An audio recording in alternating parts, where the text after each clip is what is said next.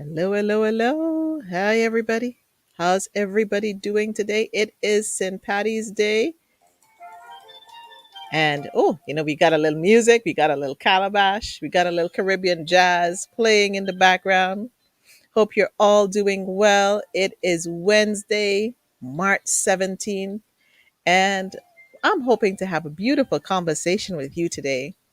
It's the middle of the week, it's hump week. Some people would call it hump week. I wish I had like a green milkshake. It's St. Patty's Day. I want a little green for all my Irish friends. Did you know that my last name is Irish? Yes, I got a little Irish in me. A little quick quiz. So before we get really started, I invite you to get comfy, get your water, get your snacks. If you haven't grabbed it yet, grab a little notepad. You never know when those wisdom keys are going to drop. And be sure to share it with your friends and your loved ones because it's going to be, of course, an inspiring conversation. For those of you who don't know me, welcome to Victory Speaks, the Inspired Conversation series where iron sharpens iron. That's you and me sharpening each other. Yes.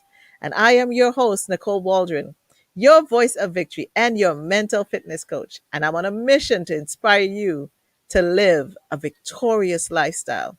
You see, we all need to cultivate that victory mindset as we mind our minds. It's a beautiful place. And guess what? It's Brain Awareness Week, too. So many things happening. It's International Women's Month and it's International Women's History Month. So lots going on. Let's remember to record our history, especially of women. We have done so much in this time, in this season, over the years, over the centuries. Find a woman, celebrate her. Remember to give her her flowers now, not when she's gone. And we have many, many conversations all the time. And this month I've been focusing on women. And we have conversations that are good, that are funny, that are not so good. You name it, we have it. But you know what? We can always find something inspiring in our conversations. And over the years, I've met a lot of wonderful people doing amazing work. And I thought it would be like, I need to share some of those conversations with you. You know what I mean? We all have a story to tell, and there's always someone that can glean from your story. Guess what? Sharing is caring. Don't you know that? I know that for sure. So I just want to make sure everybody is good, everybody is copacetic. How is it streaming on Facebook? Before I start to introduce my guest tonight, she's so special to me. I am double checking my Facebook. Yes, I see it live. I see it up. It's up on the YouTube. And I'm getting questions. Am I live? Yes, yes, I am live. Hopefully, you're seeing it. So I just want to make sure everybody is seeing it and that we're good. Good. Sharing is caring. Love more. Are you seeing me? Are you hearing me? Okay, wonderful. And so tonight, if you've ever wanted to be inspired, if you ever wanted to know how to bring women together from many backgrounds, listen, this interview is for you. If you ever wondered about the beauty of cooperative housing and what it can bring to the community, this interview is something you want to take in. And if you ever wondered if it was worth to volunteer, if it really made a difference, then guess what? Yes, this interview is for you. And if you love learning about inspirational people, if you love learning about, you know, people that you need to restore hope, I tell you, this interview is for you. So, welcome aboard, everybody. Thank you for joining in. This evening, I have the honor and the privilege to sit with a woman, sit down with a great friend of mine. I met her back in 2017 in Calgary. Time flies so fast. She is a force of love and compassion that wraps herself around the community. And I have been looking forward to this conversation for a long time. And I'm looking forward to you meeting her. My special guest tonight is Kathy Aubichon from the Women's Circle of Sarcee Meadows Housing Co-op in Calgary. She retired early at the age of 50 to pursue her passion for travel and helping others. Her objective in life has always been to help others and share their stories and to help them succeed in being and doing whatever they're passionate about. Kathy always says the sky is the limit. 7 years ago, Kathy and 9 other women came together and they worked hard to build bridges and help their diverse communities of neighbors grow by showing the values of diversity, understanding, and respect. They were able to see that despite the cultural traditions, differences that we all have, there are so many things we have in common and we can share and celebrate. My friends, get your emojis together, your hearts, your thumbs up. And my friends, please help me show some love by welcoming my beautiful guest, who is a community builder. She's also a leader, and she's also very passionate about the projects that she just loves giving back to the community. So let's give it up for my girl, Kathy. Woo! She's coming up. She's coming up. She's coming up. And here she is. Woohoo! Woo! Yeah, we got the cheering section there, Kathy, for you. How are you doing tonight, hon? Doing great. First of all, I want to send a shout out to all the women's circle that are watching us. As I've said many times, I'm fortunate enough to be the storyteller, the women's circle and Sarcee Meadows. That's the true story. So thank you very much for this opportunity.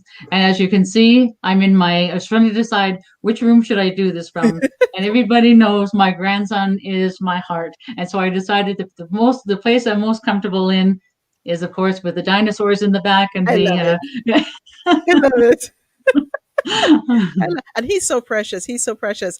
Well, to everybody signed on, Deborah, Cher, Joan, Jaleesa, Farah, I see you.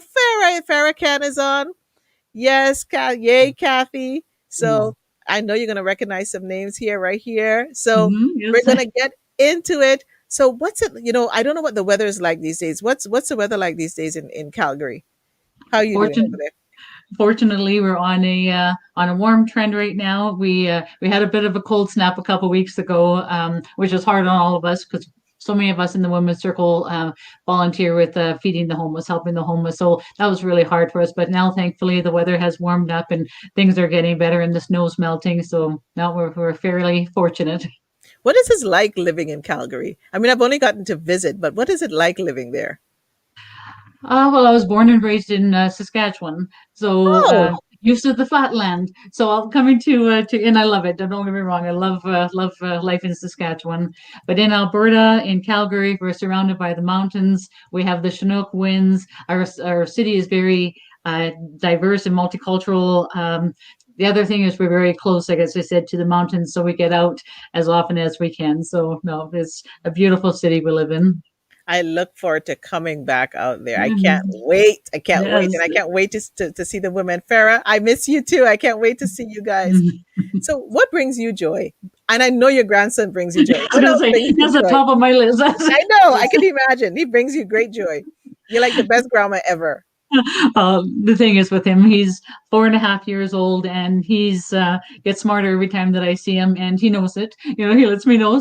Grandma, I'm a genius. He tells me all the time, and the great thing about him is that in our community, especially during COVID, a lot of our seniors, for instance, haven't been able to see their family or their kids, their grandkids. And so Mm. what I often will do is I will, we'll get together some fruit or some treats for the seniors and go knock on the door and step back and wave to them. And so he's become a great friend to a lot of our seniors and other members in Sarcee Meadows. So that's one of my great joys. But another is I want to give a shout out to my let's call her my stepdaughter Marta and her husband Manuel. These two kids have really taught me what family is all about. They're so forgiving and they're so loving, and I am so happy to be a part of this family. So these are the things that give me great joy. Not to mention the women's circle. I Is know. I I know the could women's circle gives you good joy. we could talk 24 hours about the women's circle. It has absolutely 100%. I can tell you, changed my life. So many parts of it has absolutely changed my life. I don't know if you can ask me what one of We're, my we're, we're, we're going to get into the women's circle. We're gonna get into the women's circle. I want to know some more about you. As we talk over the time and over the years, but now's a little time to get the world to know about the greatness of Kathy that the women's circle loves and that I love. Um, what's some of the best advice you've been given? Hmm, let me just. I have my best advice. You're thinking. I see you thinking. Yeah, I've got my notes because I want to cover things. I guess one thing is nothing is accomplished alone. Mm, Always surround yourself with strong, like-minded people. As you're growing up, one of the things I found, anyways, growing up, it was all about how many friends do I have. It was even on Facebook, how many friends on numbers do I have? But in reality, as I grow older, it's really about the quality of those friends. So that was good advice. Another thing is living a life with no regrets. A friend of Mm, mine, Women's Circle know her. She had cancer. She was 70 years old, cancer for the second time. And she told me she only told a few people about it, confided in it. And she said, this time I'm not going to do chemo. I'm going to just go through it. And I know it's going to shorten my life, but I'd rather have a life of quality. Even though it's shorter, than to suffer with chemo. So that's what she did. And but what she did is she ended up celebrating every single holiday. Can't remember what nationality it was, but she Chinese New Year's, Hanukkah, didn't matter what the occasion was, she did it. And, right till the very end, 3 days before she passed away, she was still baking cookies in her kitchen that she was sending to her friends and family. So wow. live life with no regrets, just do everything that you want to do. Don't put it off. Tomorrow's not Living promised. it to the We all fullest. The know that. fact that she's baking cookies till the end, that three is really days. living Yeah. life. Okay, that's inspirational. Yes, And I hope exactly. everybody's listening can get inspired. What can you do to live Mhm. your life without regret? Let me know in the comments. Let me know Mhm. what some of the best advice that you've gotten so that we can share it here and we can learn from you as well as you tune in and listen to us. Type it in the comments. Let us know. And Kathy, you've traveled all over. Mhm. One of the things you've achieved a goal that many still want to achieve is traveling when you Mhm. retire. What was one of the favorite places that you visited? Again, my absolute favorite was the first one that my husband and I went to. His first big trip was Egypt. It's one of those things. Again, I'm from Saskatchewan. We didn't really travel very much, and so just one day we were sitting on the couch thinking, yeah, where do we want to go? And we both kind of spouted out Egypt, a place that we dreamt about, but never in a million years thought that we could do it. So we thought, what the heck? And we picked up the phone. Never booking a trip like this ever in my life before, and just got lucky, and it was the trip of a lifetime.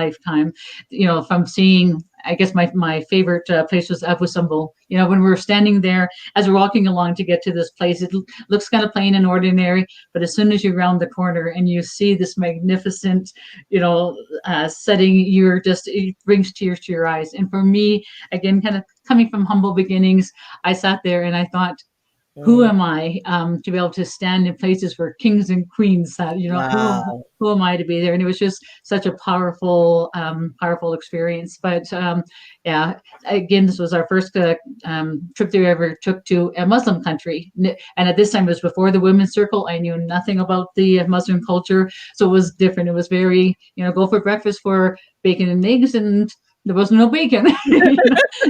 So Yes. and I learned about halal. I learned about the different cultures, and that's what we Mhm. really enjoy about traveling to, the different countries.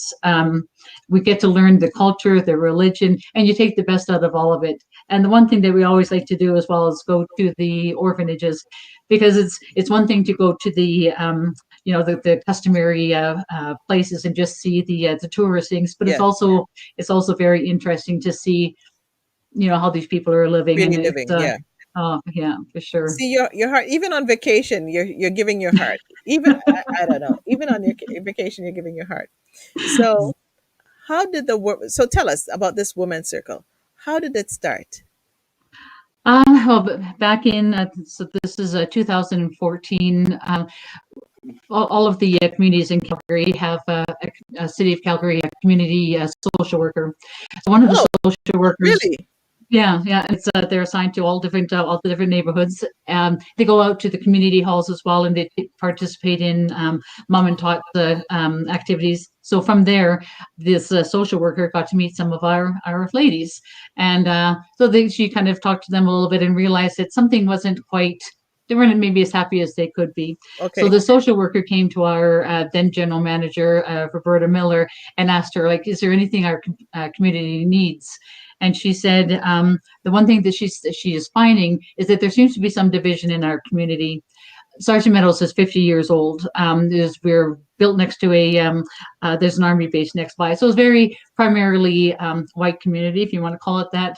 And so in recent years, the last 10 years, for instance, we've been seeing immigrants from different countries coming in, and people didn't really know how to relate. How do you go up and say, that looks somebody that looks different than you, dresses different than you, talks different than you? How do you go up to them and say Mm. hi?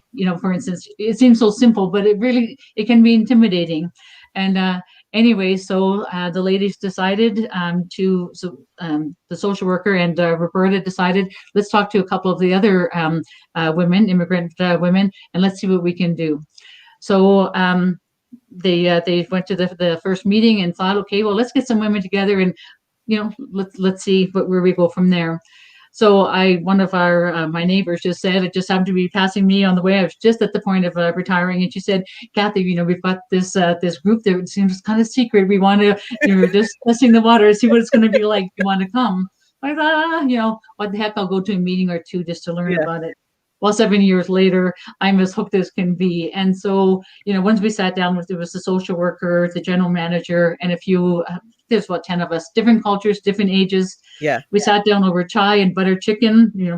That's the best starting. Good And food. the conversation, it was so easy. The questions, no question was off limits. And from there, we realized, what, we've got something really special here. And in talking, we realized we all like the same things. You look at somebody and you judge them by looks or different things, what you see on TV. But when you actually sit down and take the time to get to know them, you realize Yes. they like horse ride, back riding. They like pizza as much as we do, and we like the food from their country. So that's basically how we started. Did you find like you had some challenges when you had to bring some of the women together? Because I know in your community there's there's it's a mix where you have a Muslim people and I know most people may think everybody's the same, but I Mhm. remember when we were sitting down together, there are people saying that, oh, these people, this group wouldn't mix with this group. Like, what Mhm. were some of those challenges you faced, like bringing all these women from different cultures together?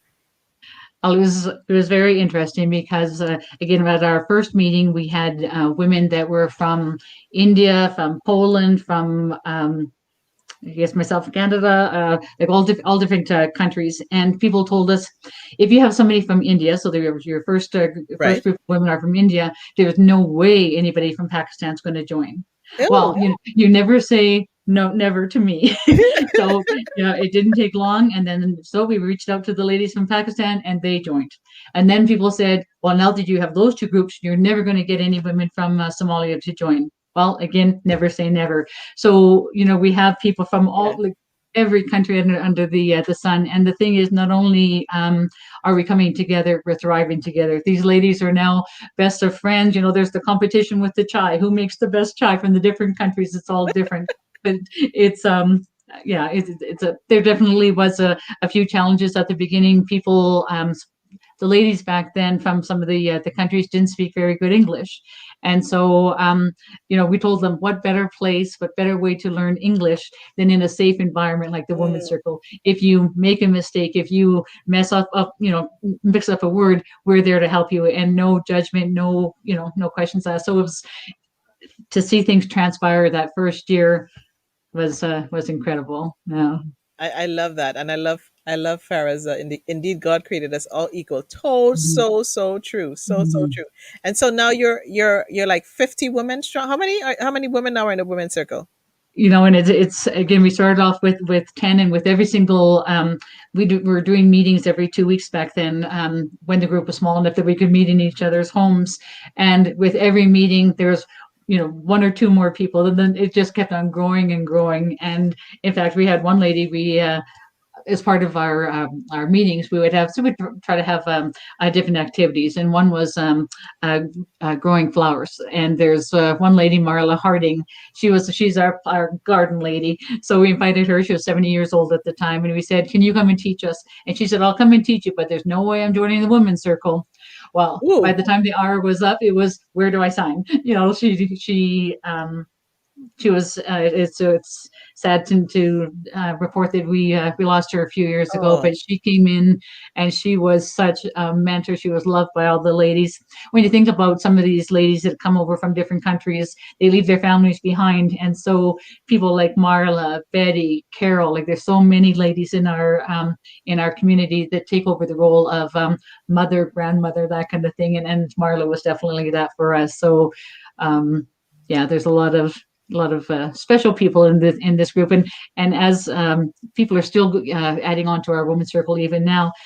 As people know, I publish a lot on Facebook yeah. about our activities, and I publish a lot in our newsletter. And people will see that and they say, "I want to be a part of this group." We're doing some really special things, especially even during COVID, and people want to be a part of that. And we have our youngest member. Well, if you talked to the kids yesterday, our youngest one is maybe 12 years old. Our eldest is, I want to say, is 85 years old. Our honorary member, Kathleen, just going to be turning 85. And yeah, like it's all races, all ages, all cultures. We don't care. You leave the women's circle, I want to say, is colorblind. We do our best to be colorblind. We don't care what the nationality, we care about what's inside. And yeah, it's a pretty You know, special group. that's what I felt like. I was so in awe when I was Mhm, there and coming into your home and meeting all these different women, and everybody was just so welcoming and warm. And mhm, but there was just this presence, there was just, I can't explain it. It's one of those mhm, things that's unexplainable, that you're mhm. able to bring all these women together, and you're living, I mean, when you think of co-op housing and you guys are in houses, so it's what, over 300, 380. 380, right, Mhm. homes there, and you get women to come from all types of cultures. That is just so amazing. So you were gathering together in homes and stuff like that, but now with Mhm. COVID, how are you even doing this? What are You you know, guys it, doing now with COVID, with this pandemic? Ugh.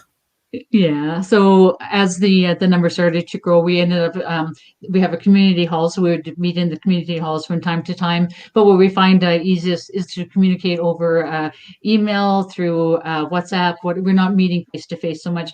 We have green spaces, so we have parks that we go and meet at. But most of our communication is done over just over email or like I said, WhatsApp. And from that, like it's just one of those things that people will tell me, so and so just had a baby, or so and so just passed away, or so and so, whatever, like whatever the circumstances, a lot of them will reach out to me, and then I spread the news to the community. One of our recent members of the women's circle had sent a note saying she owns a pharmacy.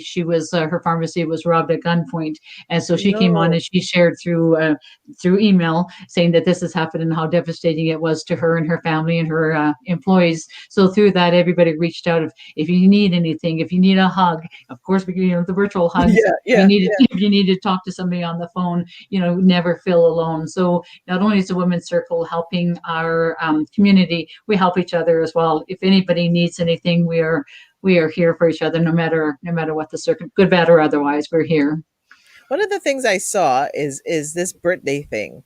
Mhm. You have celebrated, and is this only in COVID? But I see you've celebrated. You've done something specifically for seniors. How are you really? What are you doing in the lives of seniors right now? And I think this is something that I think many can learn from, no matter where you are. But share with everybody what you guys are doing with seniors and for seniors, even in a pandemic. Right.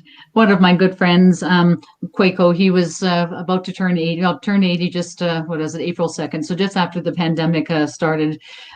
His family had been planning a big 80-year celebration for him with family and friends. And because of COVID, all of a sudden, all that was canceled. And so we thought, there's no way we're going to let him celebrate by himself. And so I got together a couple of the women's circle. Again, it was very new. This is our first time doing it. So we Right. being very careful, and we got some balloons and we got some birthday banner, and because toilet paper was a hot commodity at the time, Yes. got him a big thing of toilet paper, knocked on his door. He's from Ghana, and he opened up the door, and he was so surprised and so happy. He Oh, truly made his day. And then so from there, we thought, this really went over well. So let's keep this going. And another one of our seniors, Carol Davis, she had her 75th birthday just a couple days later. And again, we thought there's no way. So I coordinated with her daughter, and at that time, time, the Calgary Fire Department were doing drive-by birthdays, and so we Oh, arranged that we'd have, yeah. So we had her family surprise her, and we stood out of sight, and in came the fire truck right by her house, sirens going, happy birthday playing, and the firemen had a big sign saying happy birthday. So again, not only did it make her so happy, the neighbors in her community, in her area, came out and all celebrated it as well. So that's kind of how it started. And then as we progressed, and it was a learning process, there'd be one or two people going to the seniors' doors, and what we'd do is ring the doorbell, step and leave a gift for them. right. Step back, and when they open up the door, start singing happy birthday, have the banner. And then as we progressed, we started taking pictures of them and putting them in the newsletter, because a lot of people were, a lot of our seniors and other members as well, Yeah, were saying, how so and so, I wonder how this person's doing, what's happening with this person. So by putting their pictures in a bio in the newsletter, were able to see, oh, okay, this person's doing okay. And so progress that way. And then another thing we added onto it is the government. The government sends out different birthday announcements. So I'd reach out to Prime Minister Trudeau, or to the Lieutenant Governor, or to the mayor, and they would send us birthday certificates. And to hand over wow. the birthday certificates, I remember one fellow from Poland. He turned 90, and he was so proud. He was so happy. I handed, here's a birthday announcement from Prime Minister Trudeau. Here's this, and he was so Kathy. thrilled. And he said, do you think it's okay if I send a thank you letter to the prime Oh my minister? And I said, of gosh. course, absolutely. And so it's the smiles on the faces of the seniors, says it all. And the other part of this as well is that our kids are coming out as well. So the kids are coming out, and they're a big part of it. They help blow up the balloons and do the banners and sing happy birthday, and then they really get to see the value of what we're doing. One of our young girls here, she just turned 13 yesterday, and somebody surprised her and brought some flowers for her, and she said, I've been the one giving. I've been the one that's been there singing happy birthday and celebrating birthdays. Now I know how it feels like to have somebody come to me and do it. So it just adds that extra touch. And yeah, no, it's again just another really special thing. And we plan to do it at least for the rest of this year, 2021. Again, the other thing to mention is with the Women's Circle, we don't get any budget from the Right, cooperative. right. This is something, a decision we Yeah. decided. So everything that we do is from our own pockets, or donations from the members or neighboring stores. So it kind of adds that extra special Right. touch while that we're doing it. We're not receiving money. We are doing it for the senior. So it's special. This is so special. And I think Mm. I really hope that this inspires others. It's inspiring me because Mm. just learning about what you're doing for the birthdays and the seniors in your building, I think we're going to even do this in our co-op. And if you have a co-op, and I don't even think even if it's just a co-op, if you live in a neighborhood and you know at least five of your neighbors, and doing those outdoor birthday celebrations, and going and putting a balloon and dropping a card and baking some cookies, and that right there, especially now in the loneliness, we're a year into the pandemic. I think this is Mhm. something you need to continue all the time. This is like perpetuity. But Right. but to hear that the fire department does this, we don't have Mhm. anything like this in Toronto. Fire And department's they not doing this. That's Yeah. special. And they only did it for a short period of time. Again, people thought the Yeah, pandemic was going to last for a couple of months, and so it was for, I think, a 3 month period, and they but that's stopped. still good. That Yeah, but that is still good whenever they can do it, and especially when you have somebody who maybe hits their 90s, and we have some mhm. going into their hundreds. We have a lot of centurions happening around here, and then okay, but you also have something for the home. Okay, I'm just letting you people know. I don't know when Kathy sleeps. I thought I was busy, but I and this is all the women's circle doing this. So is the women's circle also doing this homeless project that I saw? Yeah, so in June of 2019, I had been in contact with this group called Calgary Helping Homeless, and they reached out saying that their sponsor or their host for that particular night had dropped out. So would the Women's Circle be interested in helping out? It happened to be the long weekend, July long weekend, and so first of all, I thought, no, no way I can get it together so quickly. But then I slept on it, and I thought, send Yeah. out the message and see what happens. And sure enough, there's 6 women, including myself, came forward. We went out there, and we serve the homeless. And when we're talking serve the homeless, this is right on the streets of downtown. rain or shine, sleet, doesn't matter. We're there. And we all baked up at that time, pre-COVID, we baked up casseroles. And so there's a lineup of probably 150 homeless people. And so they would come through and we try to engage them with a smile and hand them over a scoop of rice, potatoes, whatever it was, and to see the gratitude, like the smiles on the face of the homeless people, homeless vulnerable people, and it was like, thank you so much. And they say, what are you doing? When we went out there and it was freezing cold, they say, what are you doing out here in the cold? We have to be here. You don't want, what are you doing here? And figure like, if you have to be here, we want to be there as well. So it started off with just the six of us. And we went back home and we told the story about, the experience and how we felt. So 2 weeks later, they came back to us again. I've never had this ever happen to any committee or any volunteer thing. I've never had it happen where I've had too many volunteers. We Wow. were shoulder to shoulder, men, women, and children. There were so many people that came out. The kids said, at the end of it, when can we come back? Like they were. There's one lady had her family in from India. Her mom and dad, so grandparents were there, and the grandfather was in tears when he saw the long lineup of people waiting for food and the fact that there were so many people that were really willing to help. We bring food, we bring clothing, hygiene, all Right. that kind of stuff. So it's it's that particular extra initiative itself has gone so far in that and was teaching not us as adults even, but as far as our children. One of the ladies told me that the kids were so moved by it. They're telling their kids at school about it, their friends at school about it. And she said one day she came home and she found her young son, around 12, 13 years old, in the living room. And she overheard him talking to their friends about, what he does helping the Yeah. homeless.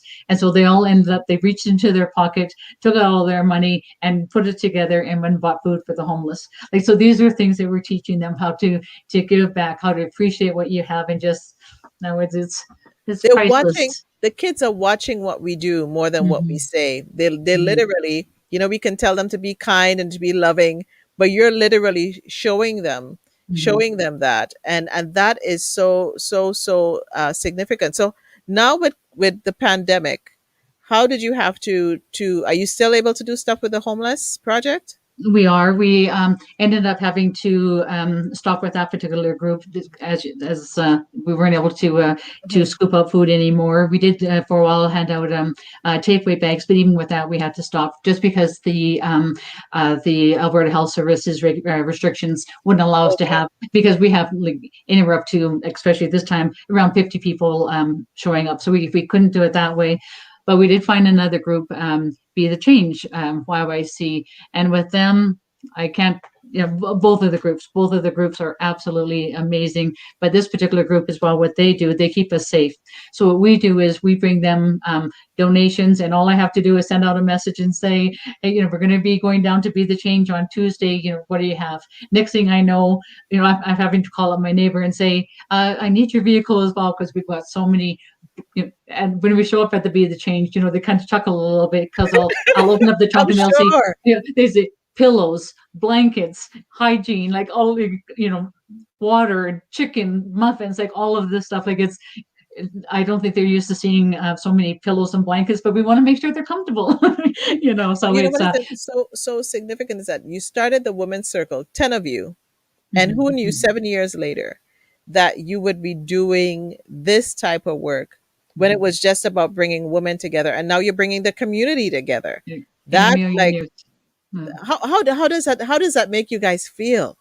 I actually had a conversation with Chaz, one of the fellows from Be the Change, this morning. He's the founder of that group, and he said to me, when the pandemic started, the downtown shut down.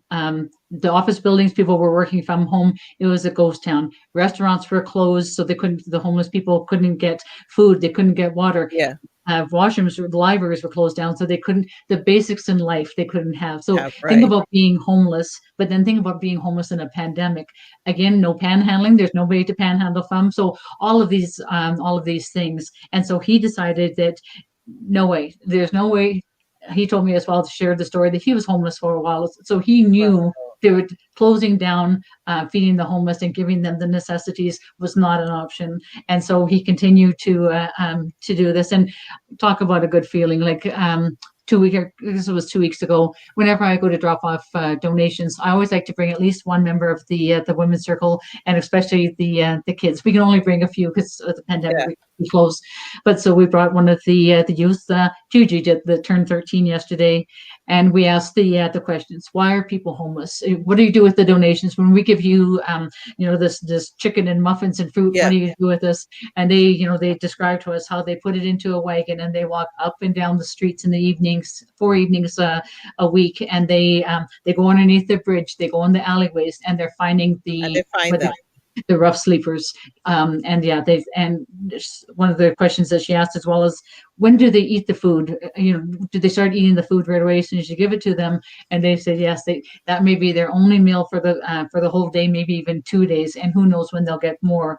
So it definitely, like, the kids feel very valued. They feel very happy, grateful for what we have here, and it's definitely it touches us all. And I can tell you, as far as not only the women's circle, but when I send out a note, because again I posted in our community newsletter, bags of bags, like all kinds of stuff, people will come and drop off, and I just have to send out the word. And I'm it just amazed at the generosity. I'm amazed at the generosity of this community, because you're not sending it far and wide. You're sending it inside of inside of your co-op. They're getting the newsletter, and people are responding. So it shows that people want to be kind. People want to give. They just need the leadership and a team of people that can help them, to give back.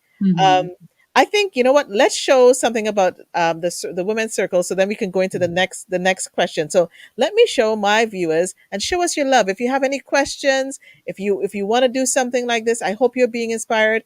Give us some love, some emojis, and let us see, what you are thinking as we show you this video clip from the women's circle. Okay, hopefully you hear everything. Here we go.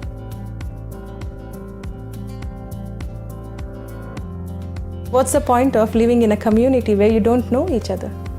So that's the main reason we started Women's Circle. Sharing our stories, sharing our experiences. There's so much laughter there. Sharing what we know, which others can benefit.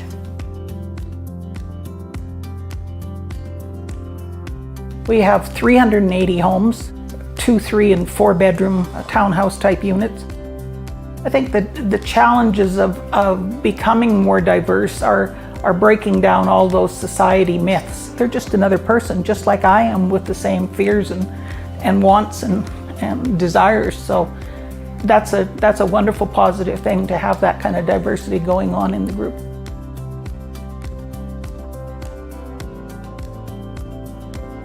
Before, I used to hesitate to go and talk to anyone, but now I'll be the first one to go and introduce myself and start talking. Sarcee Meadows is like family, like an extended family. I'm blessed to be here, actually. When I first moved to Sarcee Meadows, you come to work, you do your 9 to 5, you come home and you do your own thing.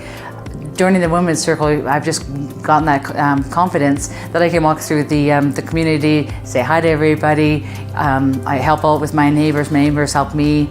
The men have all gotten to know each other. The children have got to know each other. There's just that sense of belonging, a sense of community that has developed so much in the past 3 years.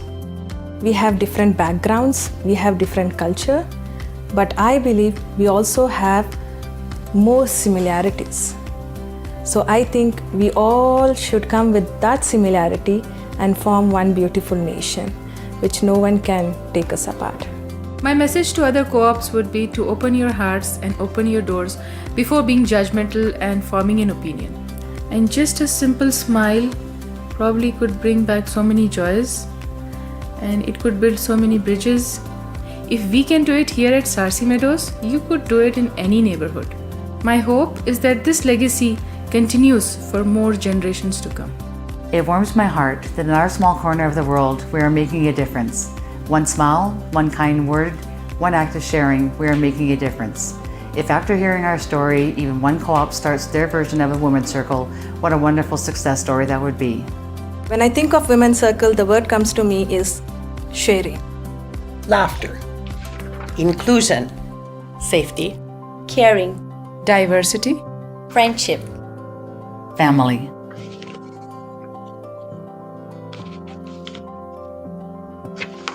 That right there, Kathy, is Mhm. just beautiful. Beautiful, beautiful. And I hope everyone listening, watching live and on the replay, that you can get a glimpse of what it is to have the Women's Circle and what they're doing here in the Women's Circle at Sarcee Meadows Co-op in Calgary. Welcome everyone. If you're just joining us, I'm here with my friend Kathy all the way from Calgary, joining me for an inspired conversation. And I am so inspired to learn what they're doing, the ideas of even in a pandemic, they're still stretching themselves. Kathy and the women are stretching themselves. They're still doing birthday celebrations for the seniors, still helping the homeless, finding ways to connect with others. And when you think back to being in the circle and being together, what are some of the lessons that you have learned, um, where you may have had a myth, like some of those myths sometimes that we have, that, we can't go into certain people's houses, or certain people or certain communities are not welcoming. What are some of the myths that you found that was like, no, this is not true? Mhm. I guess the biggest lesson for me is not to assume people are a certain way or do things a certain way. That some of the myths, for instance, would be that, again, with looking at our ladies of the Muslim faith, so many people thought that the women are under the men's thumb, that the men don't participate in things, that it's always the woman. And I can tell from firsthand experience that don't always announce when I'm going over to people's houses. Just before our cultural event, I went over to one of our neighbors' homes, and I found the husband kneeling down on the floor with his two kids, putting sparkles all over the poster, trying to make something special, changing the kids' diapers. I can, it's and another myth is that the men won't speak to the women. Well, Mm, I go into their homes all the time, and I don't find that at all. Like it's we have to be open, and we have to remember that as far as people being under thumbs or being oppressed, this is something that I don't think is specific to any culture. I think about our own myself as something like I can share that I've experienced.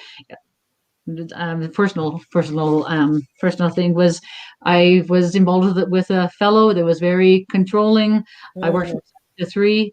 I couldn't leave the house till 6:45, and I better be home by quarter after 3. So again, it's not, there are good people and bad people in yes, every culture. It doesn't matter. So that's one thing that I try to share with people is don't stereotype. Like don't I always go back to the Hitler thing. All Germans are not like Hitler. Don't hate yes, hate, yes, hate all yes, Germans because of one guy. The Nazis, for instance.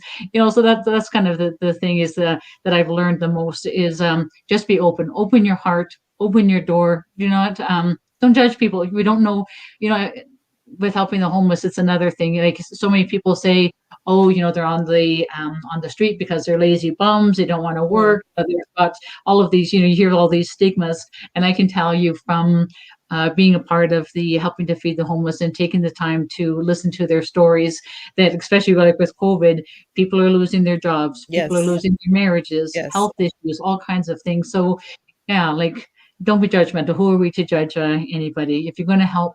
Don't let there be um, a tag to it. Like you help for the right reasons, and so those are the things that the life lessons, and here in our co-op as well, like meeting our seniors and stuff like that, and just sitting down having the conversations. And there are people out here, people say, oh, I'm bored. You're like, pick up your co-op directory and just pick a Yeah, number and call a friend, or call somebody and make a friend. yes.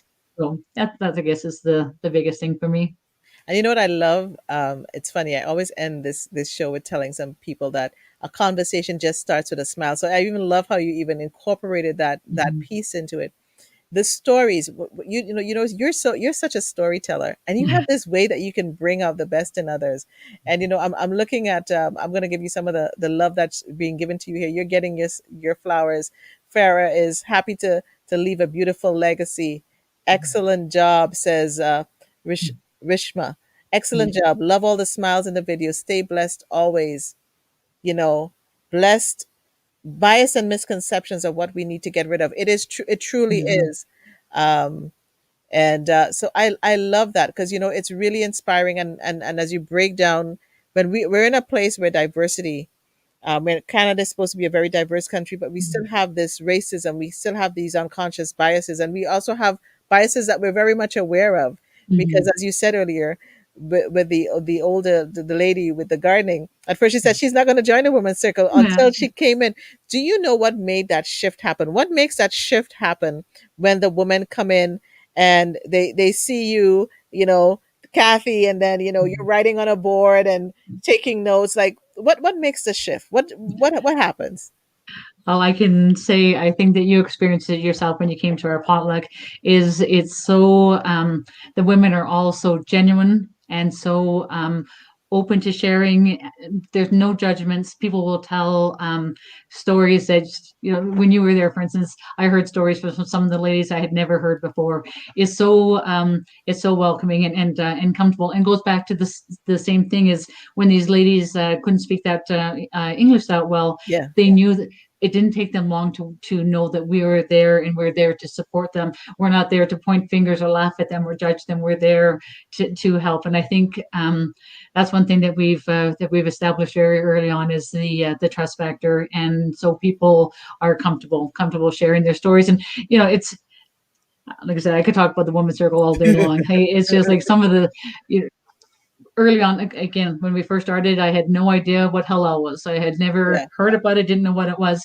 But it didn't take very long. The lady started from the different countries would tell us, okay, I can eat this, but I can't eat that. And just no one said, okay, when we have a meeting, it has to be halal. It just happened naturally. People just wanted to do that. They wanted to help out.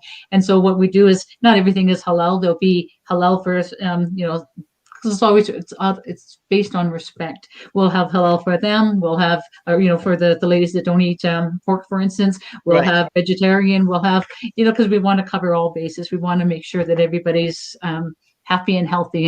And I think at the end of the day, as we still have people women joining now, is that it's not phony. It's not put on. Yeah. It's you can see the passion. And like I say, if yesterday I had the privilege, absolute privilege, of participating in a podcast that was hosted by Cooperative Housing International. Right. And I asked the kids that they invited 4 youths from the women's circle to participate.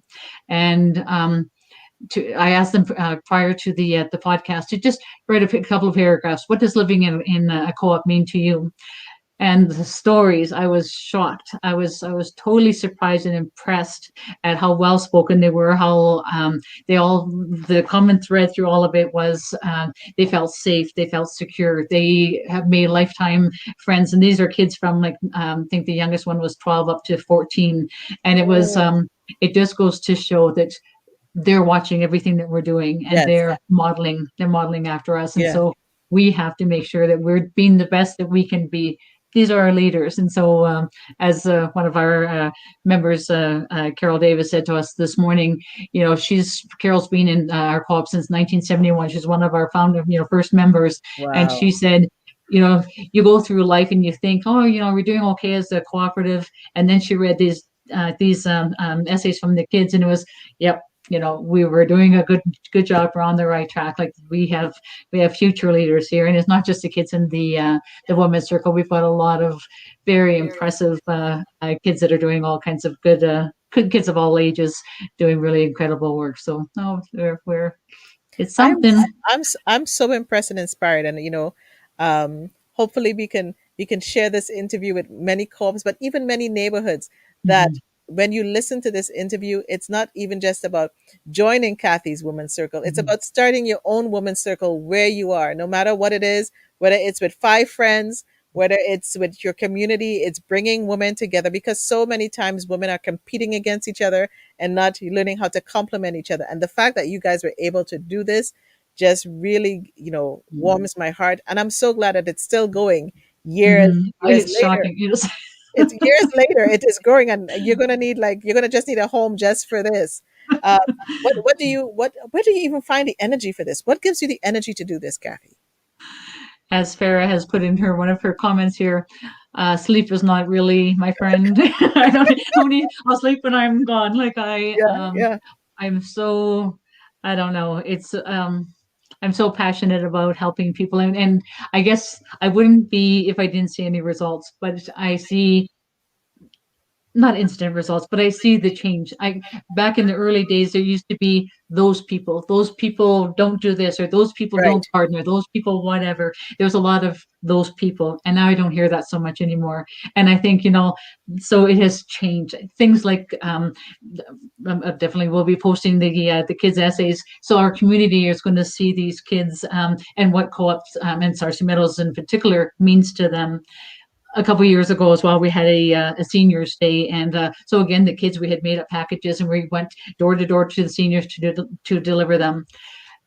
This one particular lady, we went to her house, and she has been with Sarcee Meadows since I think 1972, and she came in and tears streamed down her eyes right away. She was just so happy to be greeted at the door and remembered by these kids. So bringing our seniors and our youth together has been really big, a really big deal, but really big, inspiring way to keep this all going and keep our cooperative building and growing stronger. And look at the love is coming in, Kathy. And I know you're so humble and you do it. You don't do it for the accolades, but Oh. take some of the love. Kathy is the backbone of our strength. I love that. Yay, Auntie Oh, Kathy from thank you. see they're even the young ones are listening. And Mm, she's an inspiration for all of us. And Wendy, thank you for tuning in. Wendy says, that's so true. Coming together as women, we really need to. The more we come together, the stronger we are, the better we are. Is there mm. any story I know I might be putting you on the spot right now, so if you don't remember, is there a story in particular or a change that happened in any other woman that came to the women's circle that just really sits with you and stays with you? Uh, yeah, I won't name the name, but I can, when we first started the women's circle, she was one of the first people that were there, and she was a lot of our ladies from India, Pakistan, Somali, very shy because Right, they can speak right. the language very well. And so our focus really our first 2 years was just kind of building that trust, building the relationship, understanding each other. Why do they act a certain way? Why do we act a certain way? And just kind of so building the trust was key. Mm. And so that this particular lady, she was telling us that she was very shy, staying in her home quite a bit. Again, when you think about watching on TV, the things that you see on TV, so people look at it and they believe that what they see on TV or how these people are. Yes. But so a year afterwards, we're at a women's circle meeting, and I said to her, "How has this changed you? How has being in the women's circle changed you?" And she said, "Now I'm confident. Now I feel comfortable that I can walk around in my community. I walk with my head held high, and I say hi to everybody, and they strike up conversations and chit chat, and it's just so different. Just a difference in a year to build their confidence." So yeah, so that she's one, but one story is thing that's something that shocked me. I was because I'm a believer of diversity and everybody's the same, and I went to a workshop and it was on diversity, and I went there and I was all gung ho, and I'm thinking I'm gonna share about the women's circle, and Yeah. I'm gonna come back learning all this stuff. And as I entered the room, I was totally surprised to hear that not everybody was on the same page as I was. There were people that I heard a lot of those people, they don't Mm. keep their yards clean, those people. And I was totally shocked. And so I told my point of view, and I told about talked about the women's circle. About a year later, I was at another workshop, and this time I was presenting on behalf of the women's circle, just like today, telling our story. This woman was at that particular meeting, and as I was presenting, she stood up, and I'm not gonna lie, I'm thinking, oh my goodness, what is she gonna ask me? She stood up and started clapping, and it was a packed room, and she thanked me so much for sharing what we're doing here at Sarcee Meadows, and in her own co-op, she's gone above and beyond even what we do at our co-op. Wow. So it when you hear things like that, that's when if you only get a few hours of sleep, it's okay. It's worth it. It's worth to be able to share these stories. And she and I are very good friends, and it's when you speak the truth, and not you can speak the Yes. truth. I can say this today and come off screen and be a totally different person. But when you're constantly always showing your love and respect for everybody, you you get it. And that's truly what I find. And, like I say, pretty cool things happen to us. And again, I give a lot of kudos to CHF Canada, because they saw from a very early time what the Women's Circle were doing. And Scott Jackson, if he's Yes. listening or watching, I just want him to know that, like, after we won the Cooperative Achievement Award, he said to me, Kathy, you've got to get this out to the media. And I'm thinking, like, well, we've been having chai and butter chicken. Like, what do people care? And sure enough, oh my gosh, next thing I know, I'm getting a phone call from the Office of the Premier inviting us to participate in an anti-racism event or initiative with the then Alberta Minister of Education.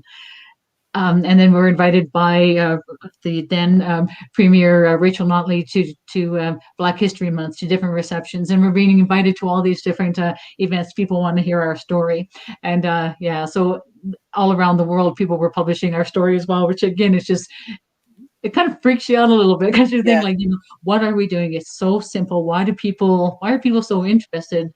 And then the day of our cultural event, that's when it really struck me, because we had CTV News came, I think it was them, that had come down to film it. And so that night I was at home sitting on my couch waiting for this to air. Come on, yeah. And the first thing that comes on, oh, there's a bombing in this country. There's a shooting in this country. Somebody's done this. Like, all of this bad news. And then the last thing before the news ended was our Women's Circle, the culture event, and all the kids playing and all this laughter and all of this fun. And then I realized, that's it. People are sick and tired of hearing about all this negative stuff. All they want to know is they want to see something positive. They want to see people helping each other. And that's what I got. And that's, I still shake my head 7 years later. We are still the queen of talk shows here. I sent you the message. I said, why me? When you asked me, I thought, why me? Why And not? for me to be able to be the voice of our Women's Circle, like I said at the beginning, I'm just the storyteller. It's the Women's Circle in Sarcee Meadows that keeps fostering this atmosphere and this behavior, and seeing it flow down to the kids. Forget about it. It is very special. And I can tell that gives you energy. And you know what? It's intention. When your intention is pure, when your intention is about the people and it's not about you, and you take yourself off, you take your mind off self, and you put your mind on others, and that came through. And I as I say, it's one of the special. Sometimes my memory does whatever it does, but I just treasure that moment. I know. I'll tell you, Kathy, it is one of the few times I can wear things and go out and stuff. I know exactly what I was wearing that day when I came to the Women's Circle. I remember the sweater. I remember it being the long black and white sweater. I remember the hugs. I remember coming into your kitchen. I remember the whole layout of the food. And then I just remember the love fest of stories. And the women were so open, and everybody was just sharing about who they are and their backgrounds and their journeys. And it was just like, it was magic. I don't have any other word to describe it. It was magic. Joan Pierre says, it's about time that we realize that we are stronger in numbers. I admire the work you are doing, inspiring and uplifting, especially for the younger generation to witness. And it is so true. See, here we go. Indeed, you are our voice, our superhero. And it's so true, Kathy. And I hope that you get your flowers. I know that you do this with the love. You do this for the woman. It's not about, what you can get back in return. But I am so glad that you said yes to come on here. Surbana is saying Women's Circle is a platform where any question is welcome. I truly believe in open conversation where no one is judged. And I remember you even sharing when you guys first started and starting writing on the taking notes, and you didn't understand. Maybe you should tell that story. What happened when the woman came in and you guys were taking notes? You tell that story, because you tell it way better than I could. I just love that story. This is an example of what not to do.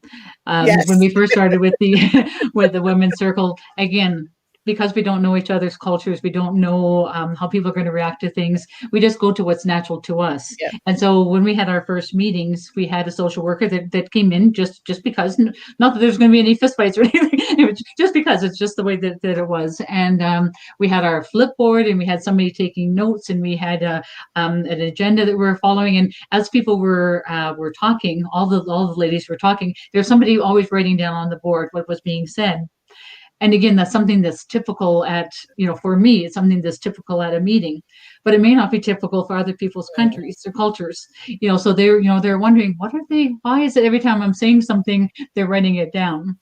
And then it took probably a good 6 months or a year even before they opened up, or some of these ladies opened up and said, I hate to say the word they, that I don't mean they, but that these ladies spoke up and said, we're not comfortable with you. Actually, they stopped coming to the women's circle. And that's when we realized what's going on. Like, why aren't they coming anymore?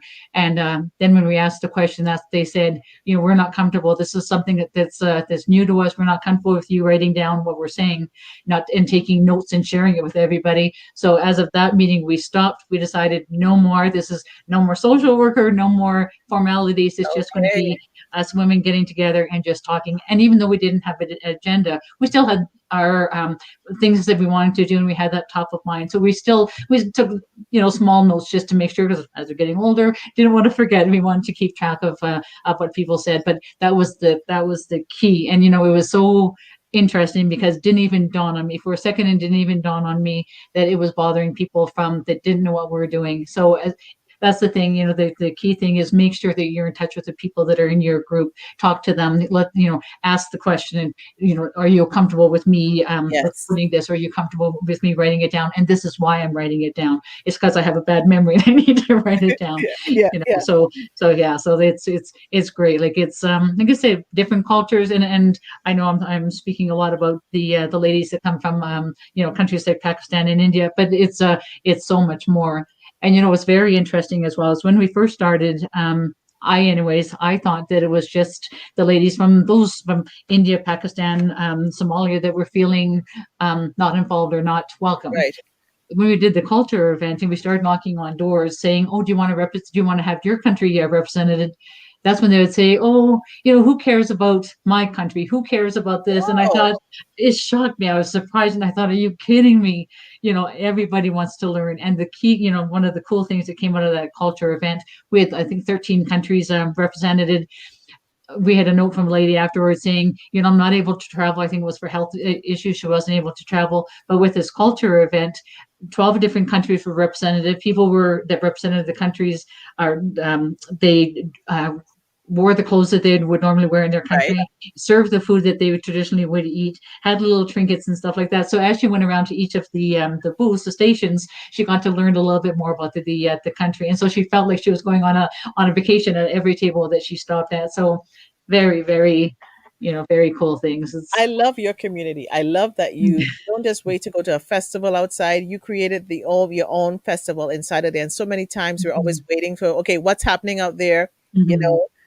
Yeah, don't forget the buttered chicken, says Farah. Farah, we remember the buttered chicken. It's very much up in here. The first thing Kathy mentioned was the buttered chicken. And every time I think of the women's circle, I think of food. That's one of the things. I think of food. But the fact that you guys are just so creative and think outside of the box and say, how can I reach each other? Each one reach one. And that's one that I love about you, Kathy. I love your open spirit.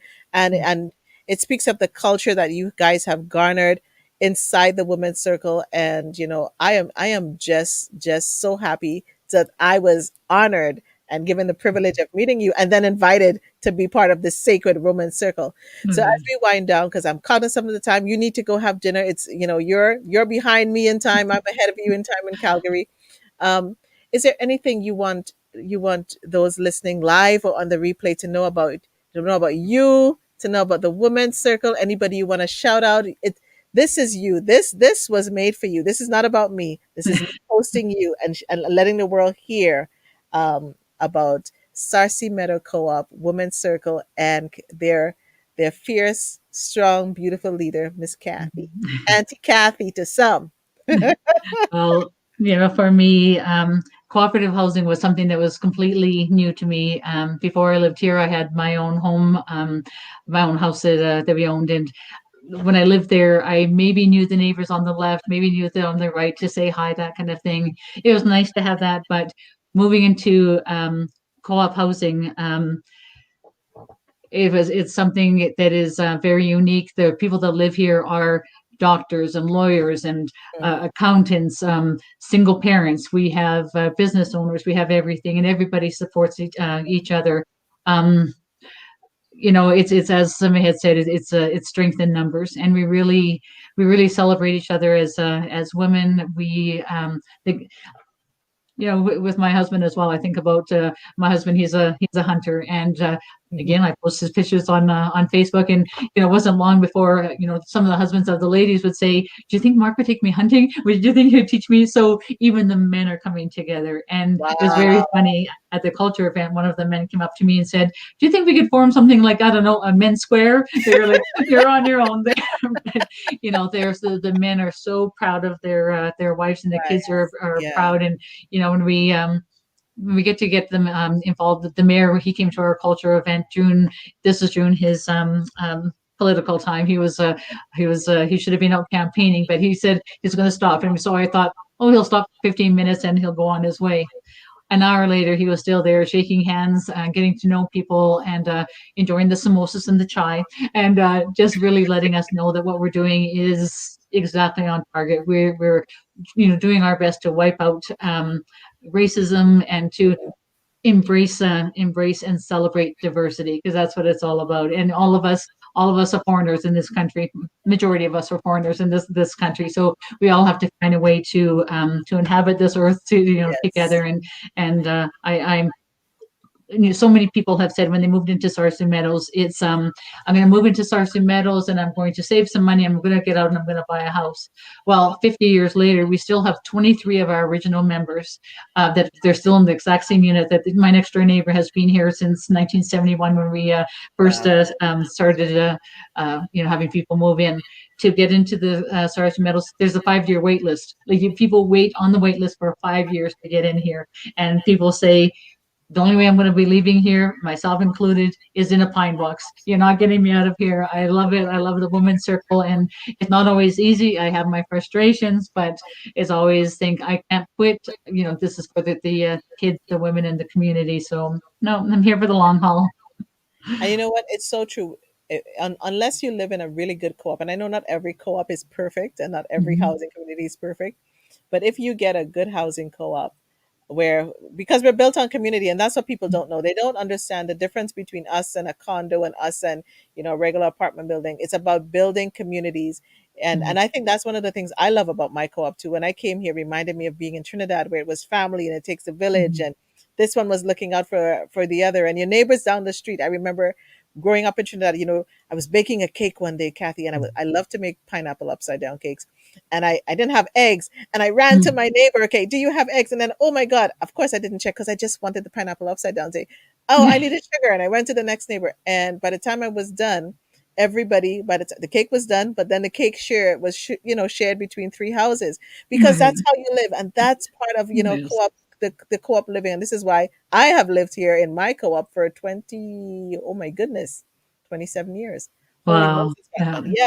Yeah. So I love it. I know there's other places I should love to live, but I love the environment of my co-op. So Kathy, I thank you for sharing Sarcee Meadows Co-op story, the Women's Circle, what you're doing, your love signs true, and you are just supercalifragilisticexpialidocious. And I'm going to ask you one last question. What does victory look like to you? Oh, stop it. I just got what you did. You pointed at me. You're hilarious. You're hilarious. That was good. You got victory. me there. I see victory around me every single day. I being able to thrive, being able to share our story, being able to encourage other people to do the same. I want to just make one plug, one announcement on behalf of my husband. Ladies, Ramadan is coming up soon. Last year, these families are so generous. they normally during Ramadan they will the volunteering is big for a lot of the Yes. ladies, and Yes. they'll volunteer outside the home. But because of COVID, especially last year when things were so tight, they had to, they couldn't do so much. Yeah. But they asked me, who in the co-op do you think would like to try our food? So I gave them a list of our seniors, and oh my gosh, one of our seniors, Kathleen, who's going to be 85 years old, she said, "Oh, I love the spicy food." And I said, "How do you handle it?" And she says, "I keep a glass of water right there," and she has it that way. And so, anyways, I was fortunate enough to have 22 deliveries of Ramadan goodies last year. So just saying, well, I don't know if the record's going to be broken, but Mark Just saying. enjoyed every Just single. saying. Just So saying. that's my shameless plug. I love it. I love it. I love it. And I'm going to give you some of the last love that is on here. It's a village to raise kids, and we are raising our kids with our extended family here at Sarcee Meadows. And you know what, Farah, I'm seeing it, and I see from what the kids wrote, that how they're impacted by watching their moms go out there and be so proud. And okay, I'm coming. Nico, you should come here and spend Ramadan with us. Okay, so as soon as we're allowed to travel, I'm coming. Somebody get Yeah. me a flight, and I'm coming somehow, and we'll make it happen because I know it's going to be a blast. Kathy, thank you so much for being here with me today. And if anybody wants to get a hold of Kathy, I have dropped her email several times. And if you want to engage, if you want to give some love, you can have your own women's circle, as Kathy said. You can share your own women's circle. You can create something and call it something different. But the fact is, go out there and make a difference in this world. Thank you for tuning in. This is Nicole Victory Speaks, Kathy, and has been so awesome to give me of her time today. And if you want to catch us live and on the replay, you can catch this again and share this with your friends and families. And you can go to the YouTube page, which is Victory Speaks 7 on YouTube. You can go back to the Facebook page, which is Victory Speaks 77. And you can catch the replay. I am so happy that you joined me here today. Thank you all for all of you who stopped in and stopped in for this inspired conversation. There's also the Victory Speaks podcast. You can listen to it, and it's an inspired conversation there, which is a little different. It's about living a life of victory. It's an audio podcast on Spotify, on Apple Podcasts, on Anchor, anywhere you listen to a podcast. This is where you can follow me. If you're in Clubhouse and you know about Clubhouse, that's another place that you can find me. And, one of the things we learned so much from Kathy today, the power of giving back, the power of operating without judgment, the power of just getting up and just doing an act of kindness, the random acts of kindness, looking for who is in your neighborhood. Don't judge. So many wisdom keys dropped here by my beautiful friend Kathy today. I am in awe of her. I learned so much. And when I feel a little down, let me tell you, I think about the women's circle, and our co-op thinks about the women's circle and what else we can do to make a difference in other people's lives. Every day, seek to have an inspired conversation with someone you know, someone you love, someone you meet today, someone you've met along the way. Your conversations can be inspired by your truth, by your love, by your story. Make sure they're meaningful. And Kathy said it on the video, and I say it all the time. Your conversation can start with a smile. Make sure you have some victorious moments in your week. Every little moment counts, even the smallest ones. And as you add each victory moment, one victory moment at a time, put it in a jar, put it in a box, and pull it out to remind yourself how great you are. Thank you, everyone, for tuning in. This is Nicole Waldron, Victory Speaks, your voice of victory and your mental fitness coach. See you next week, Monday. And my guest is going to be very special. She runs an amazing women's organization, and this month it's Women's Month. So I'm celebrating the women. So tune in, you'll find out who my guest is. And again, thank you for tuning in. God bless.